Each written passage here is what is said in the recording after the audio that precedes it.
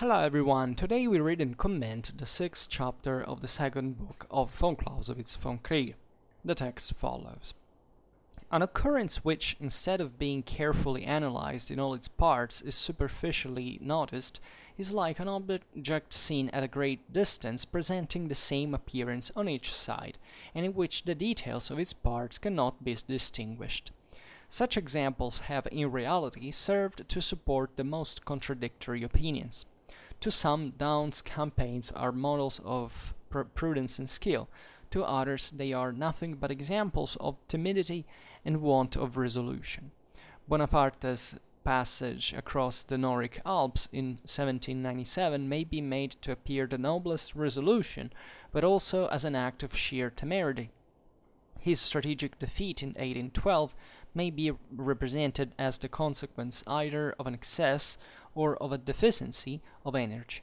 All these opinions have been broached, and it's easy to see that they might very well arise because each person takes a different view of the connection of events.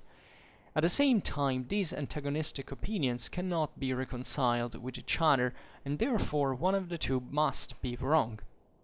Much as we are obliged to the worthy Fouquier for the numerous examples introduced in his memoirs, partly because a number of historical incidents have thus been preserved which might otherwise have been lost, and partly because he was one of the first to bring theoretical, that is, abstract ideas into connection with the practical in war, in so far that the cases brought forward may be regarded as intended to exemplify and confirm what is theoretically asserted, yet, in the opinion of an impartial reader, he will hardly be allowed to have attained the object he proposed to himself, that of proving theoretical principles by historical examples. For although he sometimes relates occurrences with great minuteness, still he falls short very often of showing that the deductions drawn necessarily proceed from the inner relations of these events. Another evil which comes from the superficial notice of historical events is that some readers are either wholly ignorant of the events or cannot call them to embrace sufficiently to be able to grasp the author's meaning, so that there is no alternative between either accepting blindly what is said or remaining unconvinced. It is extremely difficult to put together or unfold historical events before the eyes of a reader in such a way as is necessary in order to be able to use them as proofs, for the writer very often wants the means and can neither afford the time nor the requisite space. But we maintain that when the object is to establish a new or doubtful opinion, one single example, thoroughly analyzed, is far more instructive than 10 which are superficially treated. The great mischief of these superficial representations is not that the writer puts his story forward as a proof when it has only a false title, but that he has not made himself properly acquainted with the subject, and that from this sort of slovenly, shallow treatment of history, 100 false views and attempts at the construction of theories arise which would never have made their appearance if the writer had looked upon it as his duty to deduce from the strict connection of events everything new which he brought to market, and sought to prove from history. When we are convinced of these difficulties in the use of historical examples, and at the same time of the necessity of making use of such examples, then we shall also come to the conclusion that the latest military history is naturally the best field from which to draw them, inasmuch as it alone is sufficiently authentic and detailed. In ancient times, circumstances connected with war, as well as the method of carrying it on, were different. Therefore, its events are of less use either theoretically or practically, in addition to which military history, like every other, naturally loses in the course of time. A number of small traits and lineaments originally to be seen loses in color and life, like a worn-out or darkened picture, so that perhaps at last only the large masses and leading features remain, which does acquire undue proportions. If we look at the present state of warfare, we should say that the wars since that of the Austrian succession are almost the only ones which, at least as far as armament, have still a considerable similarity to the present, in which, notwithstanding the many important changes which have taken place, both great and small, are still capable of affording much instruction. It is quite otherwise with the War of the Spanish Succession, as the use of firearms had not then so far advanced towards perfection, and cavalry still continued the most important arm. The farther we go back, the less useful becomes military history, as it gets so much the more meager and barren of detail. The most useless of all is that of the Old World. But this uselessness is not altogether absolute. It relates only to those subjects which depend on a knowledge of minute details, or on those things in which the method of conducting war has changed. Although we know very little about the tactics in the battles between the Swiss and the Austrians, the Burgundians and the French, still we find in them unmistakable evidence that they were the first in which the superiority of a good infantry over the best cavalry was displayed. A general glance at the time of the condottieri teaches us how the whole method of conducting war is dependent on the instrument used. For at no period have the forces used in war had so much the characteristics of a special instrument, and been a class so totally distinct from the rest of the national community. The memorable way in which the Romans in the Second Punic War attacked the Carthaginian possessions in Spain and Africa, while Hannibal still maintained himself in Italy, is a most instructive subject to study, as the general relations of the states and armies concerned in this indirect act of defense are sufficiently well known. But the more things descend into particulars and deviate in character from the most general relations, the less we can look for examples and lessons of experience from very remote periods, for we have neither the means of judging properly or of corresponding events, nor can we apply them to our completely different method of war. Unfortunately, however, it has been the fashion with historical writers to talk about ancient times. We shall not say how far vanity and charlatanism may have had a share in this, but in the general we fail to discover any honest intention and earnest endeavor to instruct and convince, and we can therefore only look upon such quotations and references as embellishments to fill up gaps and hide defects. It would be an immense service to teach the art of war entirely by historical examples, as Fouquier proposed to do, but it would be full work for the whole life of a man if we reflect that he who undertakes it must first qualify himself for the task by a long personal experience in actual war. Whoever, stirred by ambition, undertakes such a task, let him prepare himself for his pious undertaking for a long pilgrimage. Let him give up his time, spare no sacrifice, fear no temporal rank or power, and rise above all feelings of personal vanity, of false shame, in order, according to the French code, to speak the truth, the whole truth, and nothing but the truth. So this is the conclusive passage of the sixth chapter of von Clausewitz, Vom Kriege, as well as of the second book, as we will pass to the third next time. So, in this part, von Clausewitz concentrates on the misuse of historical examples. As the previous video we have seen, instead, he displayed us the possible and the unspeakable use we should make of them, and explains why it is the case to be easily wrong in many ways. And the answer is fairly simple. I mean, the more you know, and the less you be mistaken. But it's something we all frequently do, because historical examples are often employed not just as an object of analysis as such, but also by analogy, right? So we try to make our point very often and very easily, somewhat very instinctively even, by, taking an historical example, reading it, interpreting it kind of our own way, and then pretending that makes for the case, right? While the reality, at least if you get into, if you look at the specialists, right, with level of inquiry, they can get, you see effectively what von Clausewitz has said also relatively to the difficulties of historical judgment in itself, especially in warfare, and how everything should be, better analyzed, better thought, better framed, better contextualized to be of practical use for, let's always remember it, in this chapter, for in this book actually, for the theory of the art of war, right? Creating a set of ideas fundamentally that can be of use for actually waging war and possibly winning it.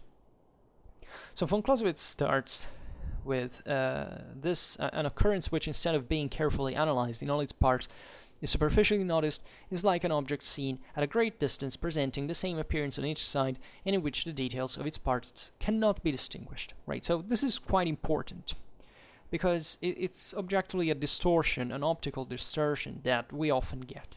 Right, when you look, you want especially to stress a narrative, and because maybe you have an agenda, right? And we all have. Even the most conscious historian is always trying, if not to demonstrate something, but at least to make a point, right? So it's easy sometimes to say, okay, what other proof can I bring on the table? And okay, say, oh, this one, I don't know it well yet, I still haven't analyzed it, but it will do, right? And I will use it. It's inserted in.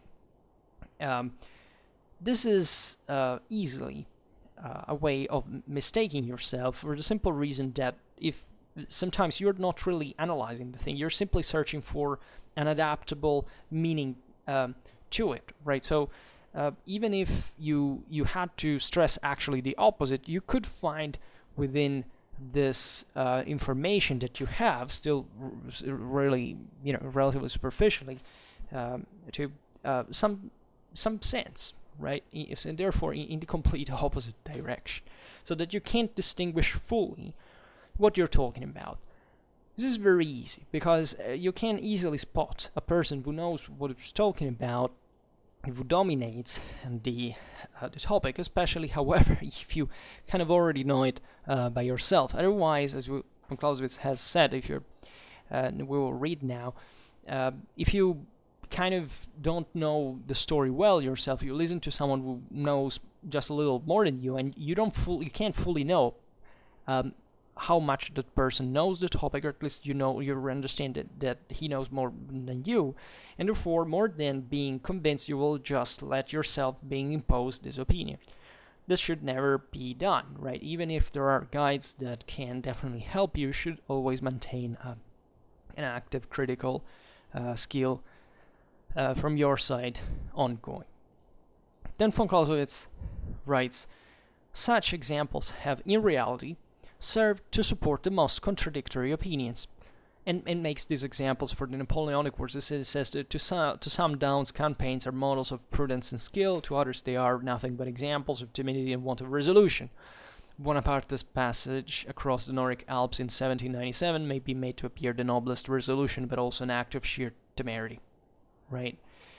It doesn't require an explanation, right? It's simply judging, and this is often done. It's a way of, in fact, this has to do with relativism proper, right? That's where when you start commenting an historical example by saying, well, maybe that's usually, a hint that you maybe don't know very well the thing. And it happens many times. It happens even in Schwerpunkt. I say it very often, but I don't know that you can especially look at the thing from different perspectives, which should always done, but to eventually assess which one is the right one. So that, yes, we can chat about history, but getting to the point in a straightforward and safe way is typical of people who actually know a bit more. The only problem is that, as at least we can be partly satisfied by the unfortunate realization that nobody has nobody has the truth in his pocket, right? So even if naturally there is a theory that is dominant and hopefully the correct one, still there's still room for improvement. And after all, we could actually get in this condition of, in fact, believing this theory just because, I don't know, we've been more convinced than persuaded by someone about it, and simply repeating it, which is what historians are pretty good at doing sometimes, because we can't know everything by the slightest, and we necessarily need some type of reliance on other people's work, if anything, even from an interdisciplinary point of view, right? It's not that everything we learn is because we have read the sources of it, right? We study things that others have said, sometimes even just at a manualistic level, then we go deeper and deeper, but also narrower and narrower field. Then von Clausewitz goes on and says, referring always to Napoleon, his strategic defeat in 1812 may be represented as the consequence either of an excess or a deficiency of energy. All right, true. Like, if you don't think that when we there are so commonplaces about the Russian campaign that sometimes it's even embarrassing. Many people say, he didn't have to do it in the first place, and then you study the thing strategically a bit more soundly, and you realize, well, yeah, it had needed to be done, and then the thing gets naturally even more complicated, and how this had to be done, etc. But no, Napoleon has not been defeated because of the winter, right? That's why we need to study a lot of things before expressing a reliable judgment. In fact, von Clausewitz says, and then all these opinions have been broached, and it's easy to see that it might very well arise because each person takes a different view of the connection of events. This is important, right? It's not about the evidence in itself, right? It's about the how you connect this to other knowledge that makes the difference. And then von Clausewitz goes on and says, at the same time, these antagonistic opinions cannot be reconciled with each other, and therefore one of the two must be wrong. Or both, I would say, in the sense that, in this case, there is not much of an option. Either it's one or the other. But very often we should, in the broader historical dimension, we must realize that not just one says one thing and another the opposite, one is necessarily wrong, but there can be much of misunderstood, even in the part that is closer to the truth in that regard. And then von Clausewitz mentions this work of Fouquier much, as we are obliged to the word de Fouquier for the numerous examples introduced in his memoirs, partly because a number of historical incidents have thus been preserved which might otherwise have been lost, and partly because he was one of the first to bring theoretical, that is, abstract ideas into connection with the practical in war, insofar that the cases brought forward may be regarded as intended to exemplify and confirm what is theoretically asserted, right? So there was this realization of getting, essentially, abstracting in a theoretical sense, in order, however, still to remain chained to the historical reality as such, not pretending that a reality has to adapt to abstract speculations that you eventually on the field you don't even have the practicality of applicating in the way you wished. Yet, in the opinion of an impartial reader, he will hardly be allowed to have attained the object he proposed to himself, that of proving theoretical principles by historical examples. For, although he sometimes relates occurrences with great minuteness, still he falls short very often of showing that the deductions drawn necessarily proceed from the inner relations of these events. Right, so, this is a bit of the criticism that the systematization, after all, of this minute information eventually didn't bring to breach this gap existing between the theory and the practice, as von Clausewitz is interested in. And going on, another evil which comes from the superficial notice of historical events is that some readers are either wholly ignorant of the events or cannot call them to remembrance sufficiently to be able to grasp the author's meaning, so that there is no alternative between either accepting blindly what is said or remaining unconvinced. As we were saying before, right? Another problem is that this, I think, has to do rather with the use of history proper. And von Clausewitz, I love von Clausewitz among other things because he stresses, I mean, it implies at least this strictly ethical problem that comes from the fact that you're responsible, essentially, for everything you do, right? Not just in waging war, but even informing other people.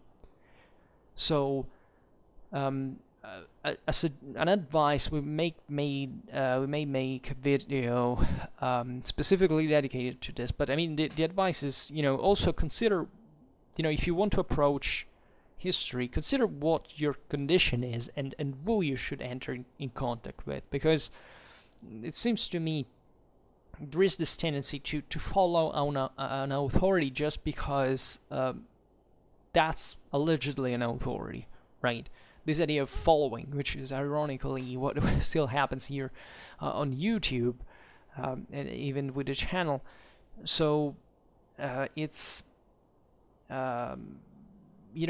always be aware of the fact that there is a way for you to get to the information you want without necessarily passing through a medium, right? You may not have time or even interest or the patience or whatever for doing that, but just be aware of the fact that, if you listen to someone for, let's say, knowing things that you don't know yet, there is, of course, a sign of benefit for what concerns you get new ideas, right? And you can easily see how convenient it is, but also the risk of over relying on the person's opinion, right? And be very, very aware, especially very cautious when you hear a person that is maybe a specialist in a certain field, when he or she starts talking about things that are not about that field, right? You may get, and as it happens with me very often actually, you may get definitely not the best information available, right? And this is a risk, because knowing a lot of things still doesn't mean to be necessarily competent or intelligent or wise or whatever, or reliable in the first place, even when you speak. And there are naturally people who even speak for, with a specific agenda that has nothing to do with historical accuracy. That is a big deal, right? That's when, politics, for example, enters as an agenda directly in history, right? There can't be, for example, so-called political correctness, which is one of those terms that I frankly don't even know what it means linguistically, and historical accuracy, because what do you want to do? Do you want to correct people's thinking, not on historical accuracy, but on the base of a political orthodoxy of some sort, right? What is political orthodoxy exactly? Because correctness, what is it exactly? If you said fairness, it would be different, right? Because at least I understand the fairness is to give everybody a chance. But correctness, it sounds to me something pretty disturbingly associatable with single thought and a sort of someone who dictates what people should think, which is a much, it's actually a very gloomy and dark idea. I don't know what this term has gained so much, but people are simply shifting away from actual grammar. I mean, we're using even terms that do not actually match with the linguistical meaning anymore. It's just like basically changing everything without a fundament proper, right? And this is what von Clausewitz is saying here, is that if you want to follow someone, just know that still you can't get to know about those things by yourself, and that the fact you're ignorant and you want to know more is perfectly fine, but you can't pretend to get simply because there is someone that knows more than you, to get all you need from that person unconditionally, or even like pretending that well, let's not descend in this, but let's say, be aware naturally that you can always be wrong as well. Also, don't pose yourself in the condition of presuming that everybody you hear is an idiot because you can't understand what they say. Because many people actually, in fact, don't know what what other people say in that regard, right? And that's where you can also make the greater mistakes. That, it's better to, in part, to acquire the information than dismissing it, right? Orientatively, because dismissing it sometimes can hide also this sense of superiority that maybe is not proven by the evidence after all. But this is in fact wholly another topic. So von Clausewitz goes on and says, it is extremely difficult to put together or unfold historical events before the eyes of a reader in such a way as is necessary in order to be able to use them as proofs. This is absolutely true. It's very, very difficult, right? And the reason also is very, very true, as von Clausewitz writes, for the writer very often wants the means and can neither afford the time nor the requisite space. But we maintain that when the object is to establish a new doubtful opinion, one single example thoroughly analyzed is far more instructive than 10 which are superficially treated. This is also absolutely true, and it often happens. Don't think that even great scholars that write an enormous amount of books actually write a big deal of relevant stuff. It seems to me that even in the last decades, the quality of academic publishing has sunk. It's sometimes stating the obvious in a more or less superficial way, getting a few examples arbitrarily and getting away with that. It's more a way of writing history than of doing history, and it's becoming somewhat majoritary, because you may want to sound fine, harmonic, kind of precise, but there is still a lot, especially if you use a lot of semantically rich words. After all, skip from the evidence, right? To make more, revolving around the topic without actually analyzing it thoroughly. And this is also another topic that we can't analyze right now, but expressing yourself is not just a matter of showing how good you are linguistically. It's a matter of what the hell are you doing it for in the first place, right? So I think there is a want for sound, especially investigations, inquiries, in the history of the art of war proper, right? Throwing a bunch of examples that you found in an archive to say, oh, look, this thing happened, for example, because we didn't know before, right? It's a big deal, yes, but if you don't frame it in a, historically critical context, I mean, what's the deal, right? And it takes courage. It takes, you often fail, right? We all fail, right? That's the most difficult thing to do. But it's also the most,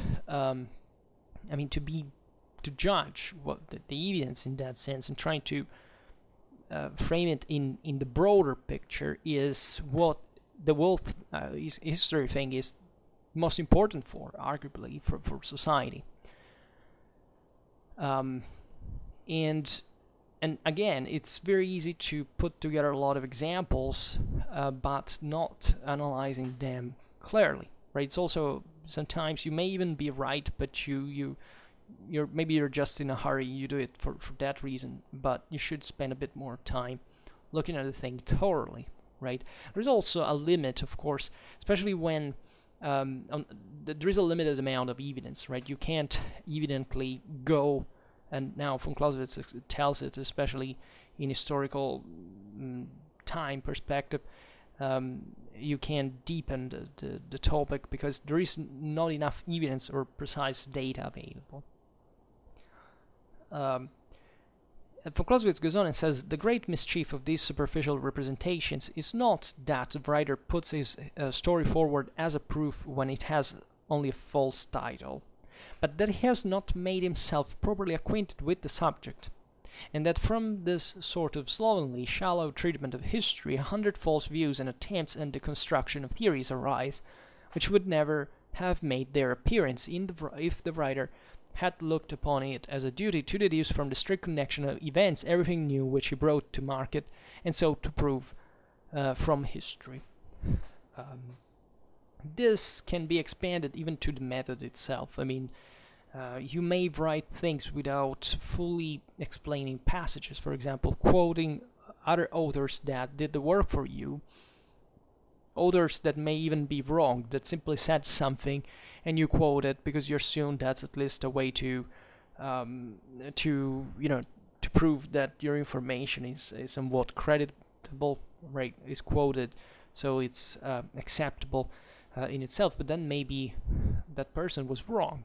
And it happens very often. There are lots of ideas and misconceptions and misunderstandings that come up, and that even influence generations of scholars for a simple act, in fact, of shallow treatment of history, right? When the evidence maybe was under your own eyes. This is banally happening, especially paradoxically for things that are more self-evident, because the more you descend into detail and the more you tend to get proper about the judgment, right? But it's usually when you pass over things like superficially just to circumstantiate one of your points that the greatest disasters can happen.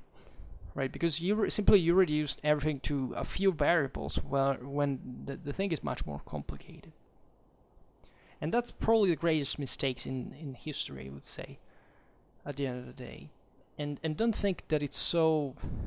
I think our historiography is doing well overall.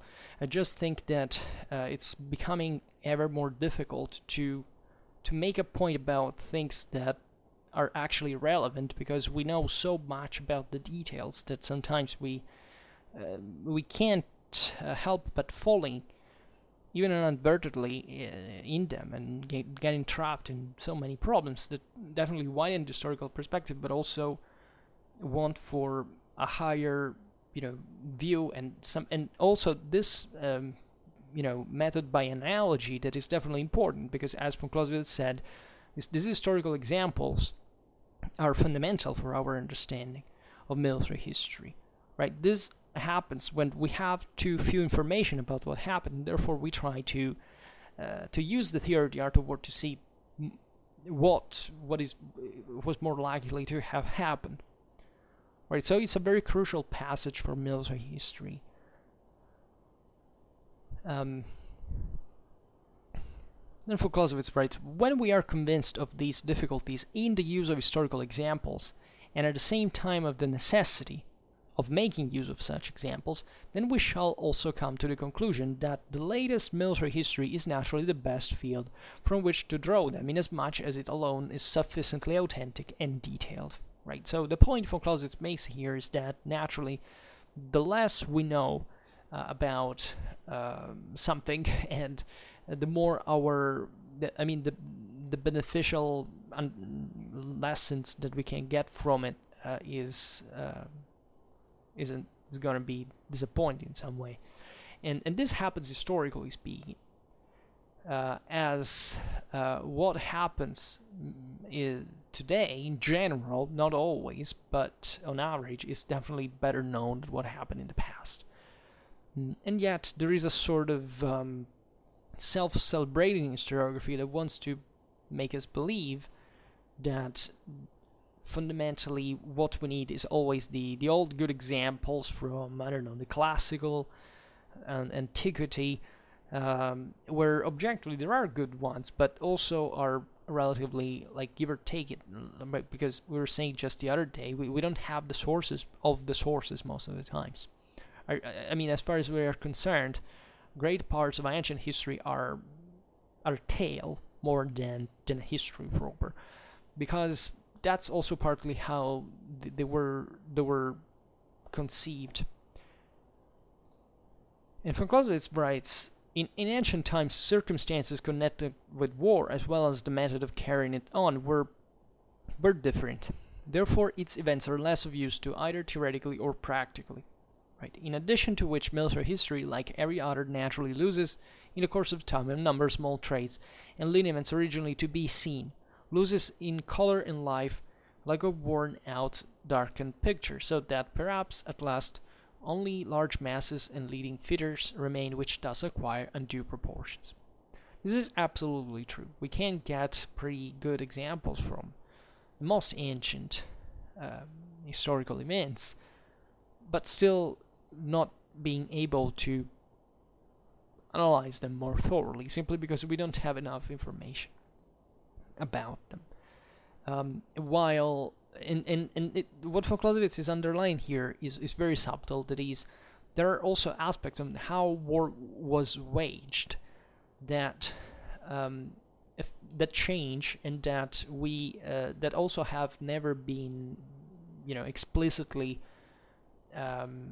described by the old historiography, and that actually made a great deal of difference after all, and that we kind of grew misused to, right? And this is very important, also reconnecting to what von Clausewitz said about how the theory of the art of war was born historically, like from the Renaissance, with treatises and things like that, concentrated especially on the material side of the story, the military inquiry, in the historical inquiry at large, because let's be honest, what do we study about the Greeks and the Romans? It's mostly about wars, right?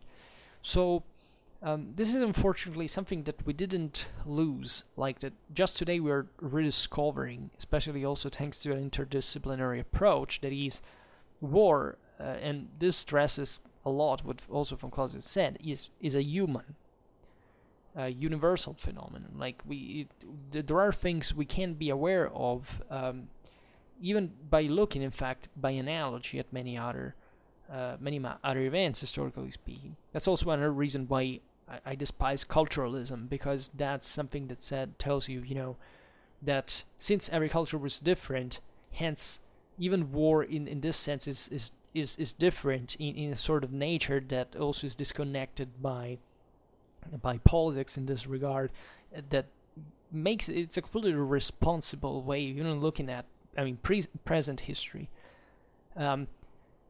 But why it's the other way around, and when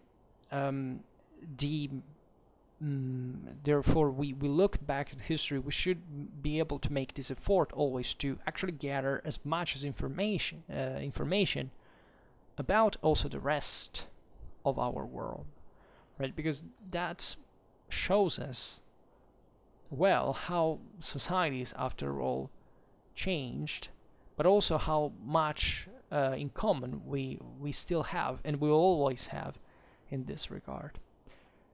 I think that when this is also another excursus, but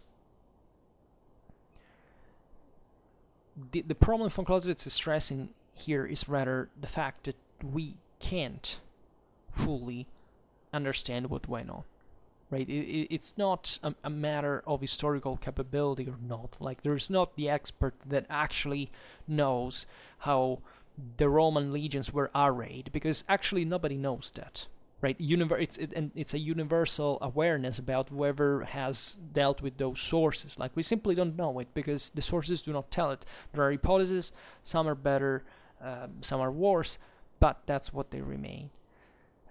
But we can get an enormous deal more from them if we are able to look at the thing comprehensively. At all the various historical examples, but to making a definitely a honest employ of them. And then von Clausewitz then here says, if we look at the present state of warfare, we should say that wars since that of the Austrian succession are almost the only ones which, at least as far as armament, have still a considerable similarity to the present, in which, notwithstanding the many important changes which have taken place, both great and small, are still capable of affording much instruction. Right? It is quite otherwise with the War of the Spanish Succession, as the use of firearms had not then so far advanced towards perfection, and cavalry still continued the most important arm, the farther we go back, the less useful becomes military history, and as it gets so much the more meager of barren of detail, the most useless of all is that of the old world, that is the ancient world.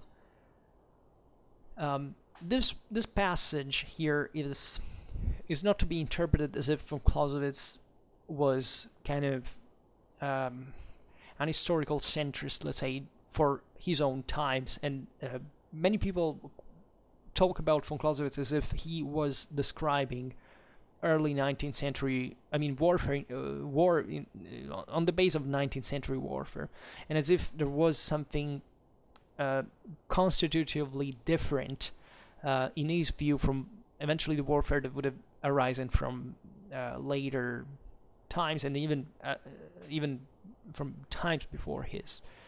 This is absolutely wrong. Von Clausewitz has not the slightest idea of doing this or thinking this. He's simply saying in passages like this that essentially our historical, and it's a very subtle and refined thinking that is what we are with great effort trying to do today, because people simply can't get it instinctively in our modernistic views, that we don't have to think that war in the past or in different contexts is easily understandable, right? That there is always a problem in realizing here what the next step will be, so that even if you knew all military history before, yes, you would get an enormous benefit from understanding even what things could evolve like, or what to do next, but it will never be the final answer. That is to say, von Clausewitz was perfectly aware that war had its universal meaning and universal dynamic, and that in here he's simply stressing the problem that we have to in applicating what we can learn from the past for something that is needed at the present. And the objective is not, in this sense, to write a history of warfare. The objective here is to write the theory of the art of war.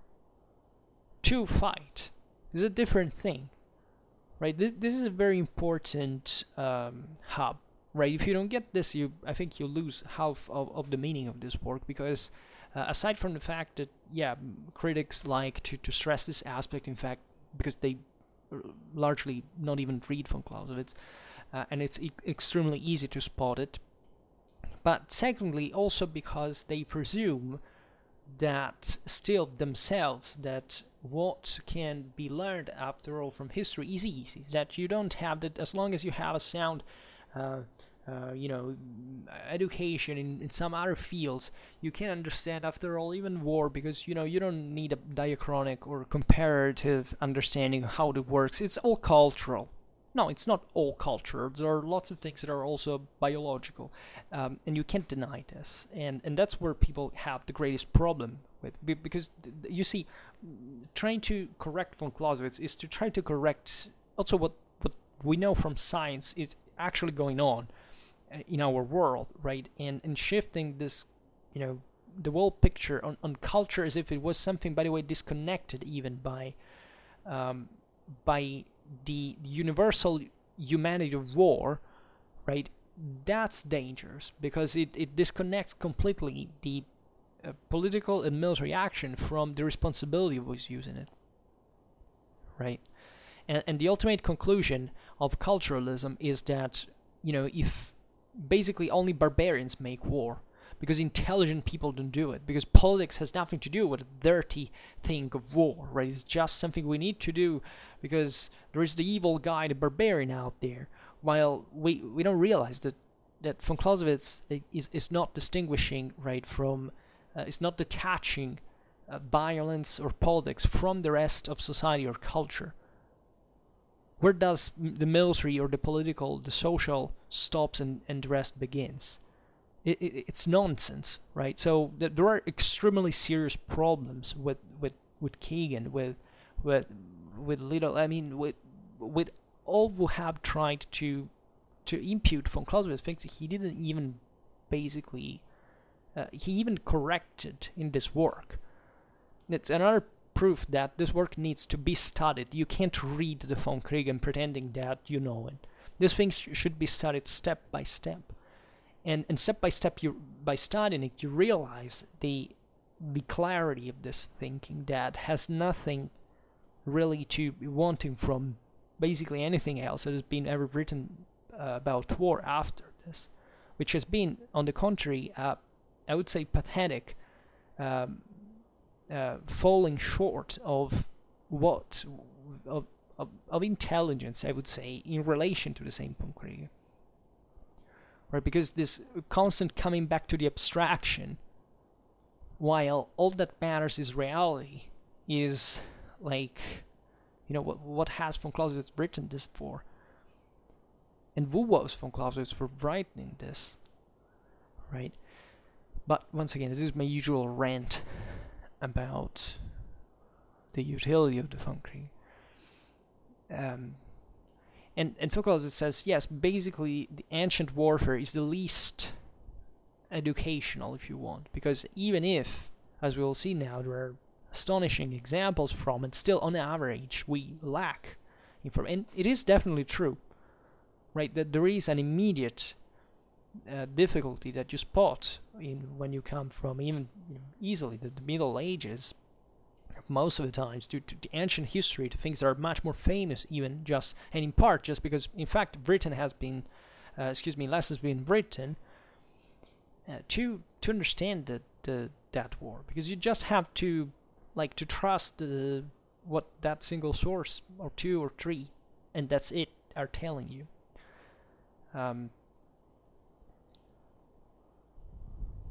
And here also he had made the example of the War of the Austrian Succession, that is, it was closer, of course, to Napoleonic Wars than the Spanish one, in which armaments were close. So he is basically saying, if you look at the Spanish Succession at the beginning of the 18th century, you see that it's more difficult to get valid information for what we need to do now than the War of the Austrian Succession. And also in here, when he says that, for example, firearms is not, what it says, perfected here, I think, yes. Here it's just not telling the thing in positivistic terms, like as if, there was a perfection in absolute terms of firearms. He's basically saying, yeah, that this had dramatically improved throughout the 18th century, but that also, if things had gone otherwise, that the thing would have had still yet another value, and that is the one that counts in the current state. So once again, it's not von Clausewitz making an absolute of the war, the Napoleonic era. It's simply realizing here, methodologically speaking, for a healthy historical inquiry, that the more we get distant from events, the less we know on average, and therefore the more is complicated to draw some lesson from it, right? And in fact, even about the ancient world, he specifies this, that is, but this uselessness is not altogether absolute. It relates only to those subjects which depend on a knowledge of minute details, or on those things in which the method of conducting war has changed, right? That is, let's be aware of two things. That from one side, if we look at the past on average, like, it's not that we have to despise the past. I don't know, there are things times, spaces about which we know dramatically more from the ancient world than we know even from greater part of the contemporary era, right? So this is what von Clausewitz is saying here, is not, just despise ancient history for as such, right? Just be aware that on average we know much less about it, so we have simply less information. But also, this is probably very underrated as a statement, the way of conducting, the method of conducting war has changed. That is, it's not just about trying to frame that historical reality for our goals today, but realizing that paradoxically we could learn from that world too, about our own, from exactly getting realizing that that world had also a different way of seeing the thing. Right? It's like when we have depicted during the Enlightenment, etc., the Greeks and the Romans as purely rational, democratically republican, oriented civilizations. They were by far anything but that. And this reflected dramatically even up to very recent times. Thinking about Henson and his school, in a way we have misinterpreted. Henson is a good historian, but he, if you look at the political warfare, that's not how it was fought, as far as we know now, and Henson is of our own days, right?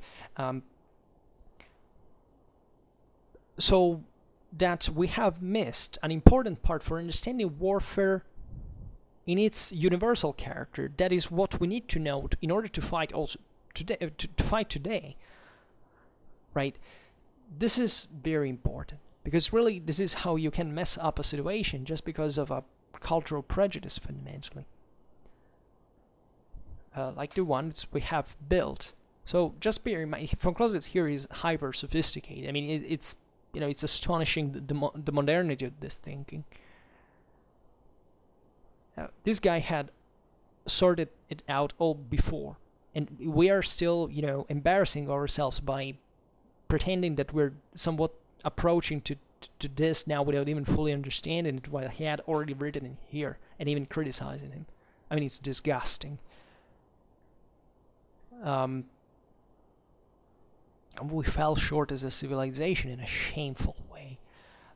But von Clausewitz goes on and says, although we know very little about the tactics in the battles between the Swiss and the Austrians, the Burgundians and the French, still we find in them unmistakable evidence that they were the first in which the superiority of a good infantry or the best cavalry was displayed, right? So here makes late medieval examples, right? The wars between the Helvetic Confederacy and the Habsburgs, and the wars between the French and the Burgundians at the time indeed showed victories of infantry or cavalry, and that's what he points out, and that's basically what we're studying today, right? That's all I'm also writing myself about.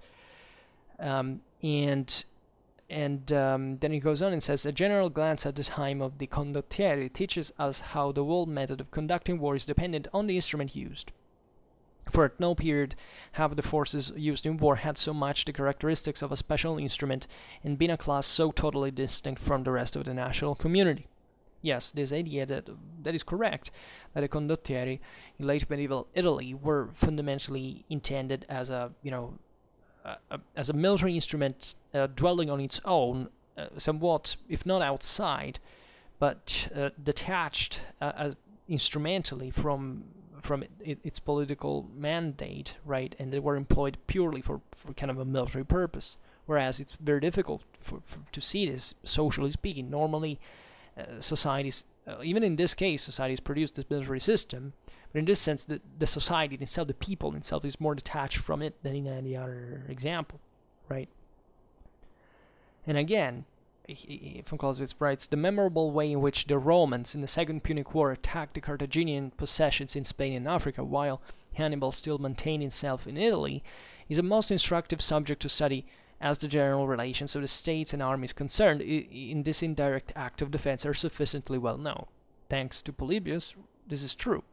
And that's in fact an example. If we didn't have, not even Polybius is, he is actually very detailed, as you know, but even in there we don't know what the sources are, and still there is something to sort out. But generally speaking, especially from a strategical point of view, we understand a freaking lot about the Second Punic War, and it's possibly, like, if you want to study for just once in your life in a serious way a campaign, that means to gather all the sources existing and making a serious analysis that can last quite a long time, months, preferably 1 year at least.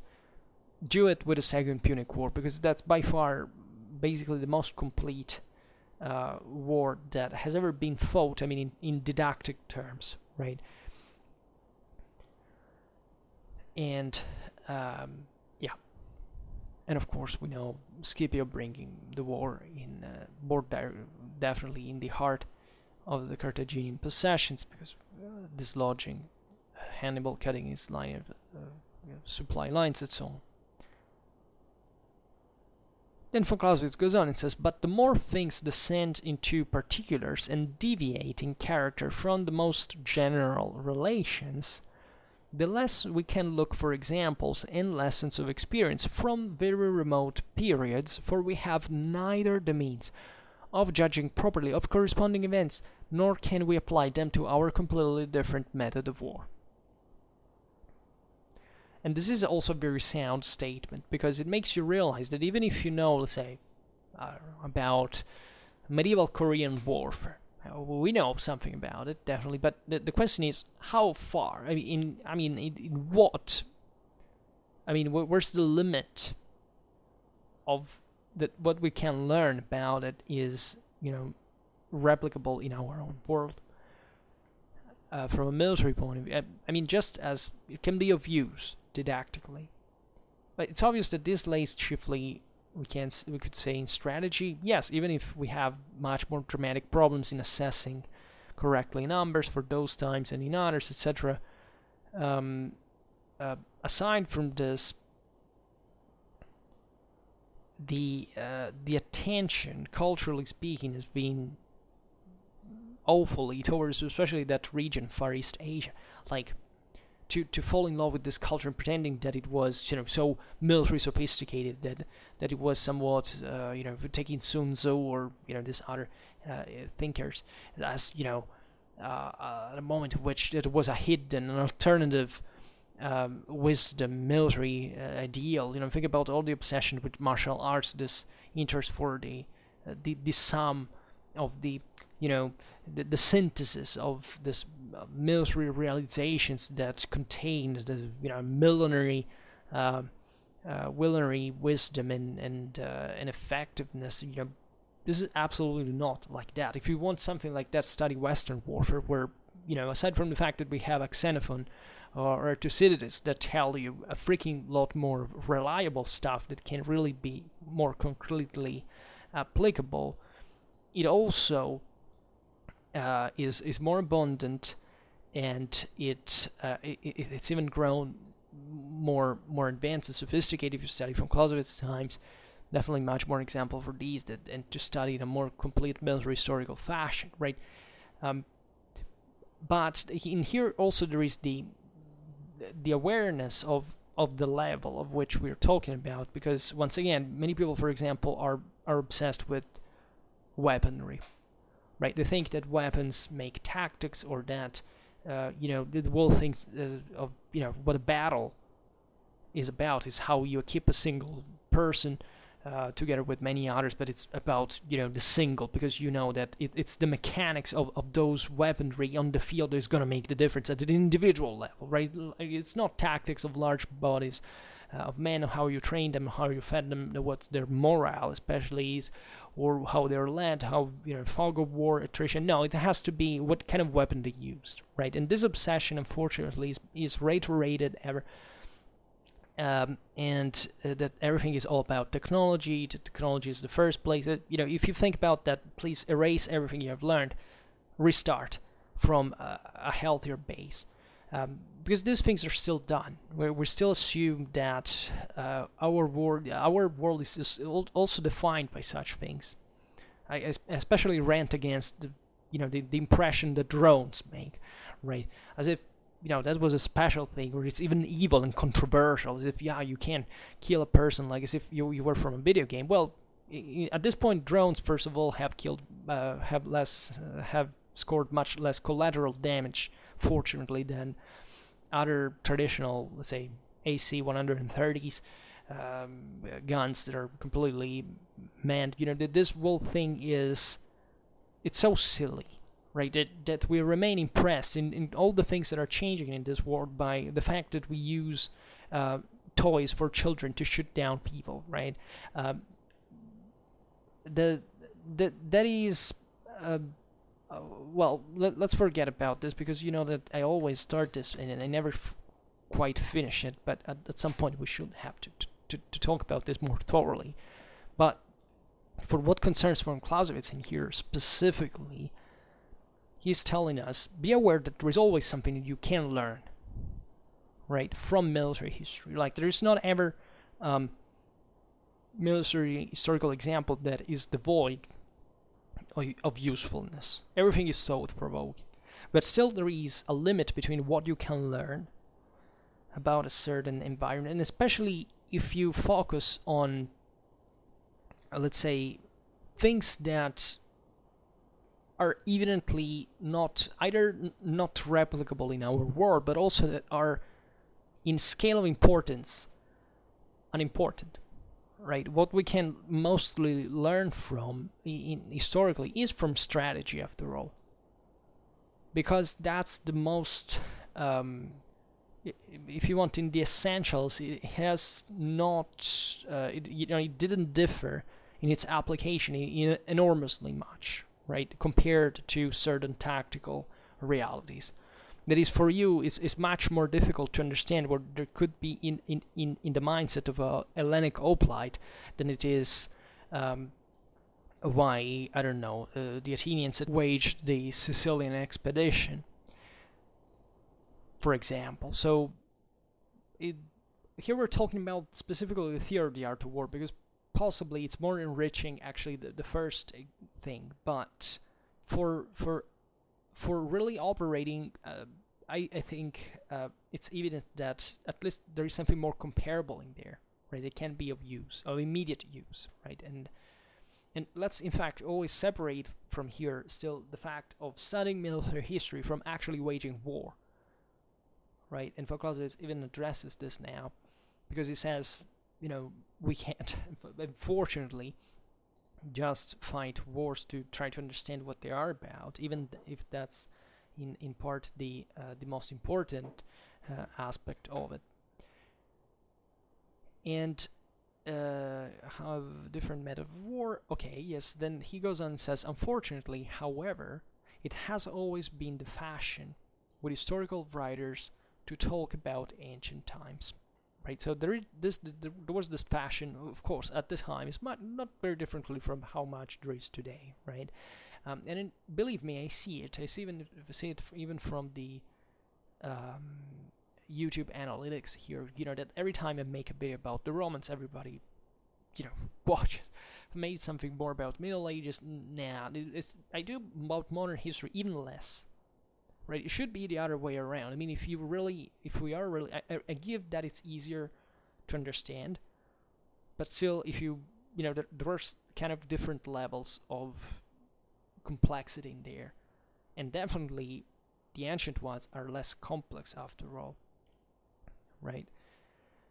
There are other kind of anthropological implications in here, but let's forget them for one moment.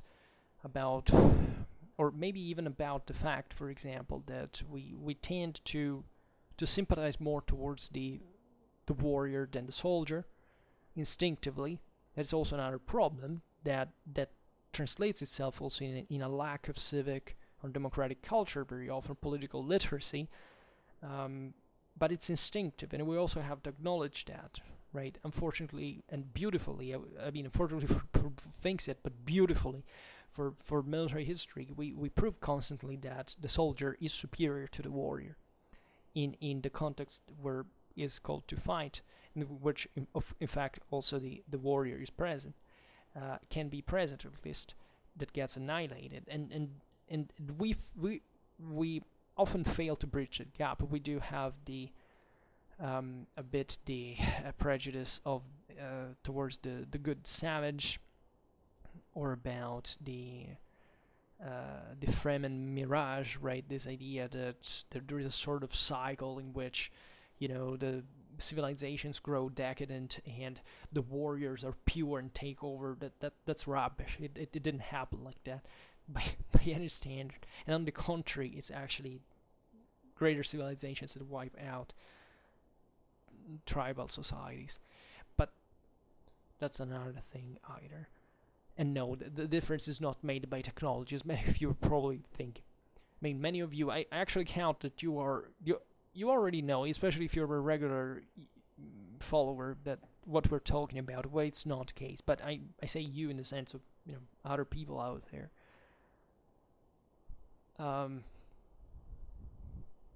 So, yes, I think we have already read this, and von Clausewitz says, we shall not say how far vanity and charlatanism may have had to a share in this, right? Indeed.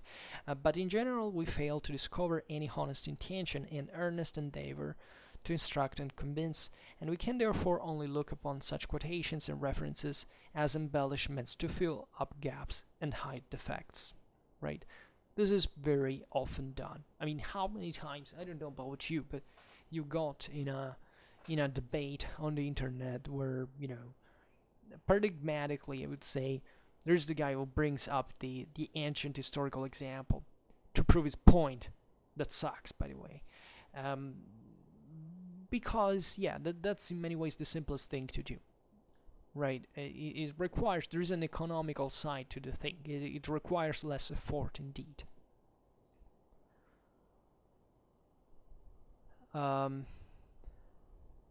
Not that providing examples from ancient history once again is wrong, as von Clausewitz himself says here, but look at the incidence of it and see how the thing gets more complicated with more developed, and how, by the way, in fact, even most recent history is often misunderstood because it's simply brutally simplified when we know so much about it that we already know pretty well that we would need to know so much more in order to provide a good explanation for it, right? Then von Clausewitz writes, it would be an immense service to teach the art of war entirely by historical examples. Stress this phrase, these last two paragraphs are very important. It would be an immense service to teach the art of war entirely by historical examples, as Fouquier proposed to do. But it would be full work for the whole life of a man if we reflect that he who undertakes it must first qualify himself by the task for the task by a long personal experience in actual war, right? And then von Clausewitz writes, whoever stirred by ambition undertakes such a task, let him prepare himself for his pious undertaking for a long pilgrimage. Let him give his time, spare no sacrifice, fear no temporal rank or power, and rise above all feelings of personal vanity or false shame, in order, according to the French code, to speak the truth, the whole truth, and nothing but the truth. Right? This is, I would leave it here. Like, I would simply let you reflect on it as a statement. And this is how von Clausewitz concludes the sixth chapter of the second book, as we've seen. And we stop it here for now. I just hope that you enjoyed this video. If you did, please share it. Otherwise, leave a like or subscribe to my channel if you're interested in my upcoming contents. And for now, I thank you heartily for listening to me. I wish you a nice time and see you next time.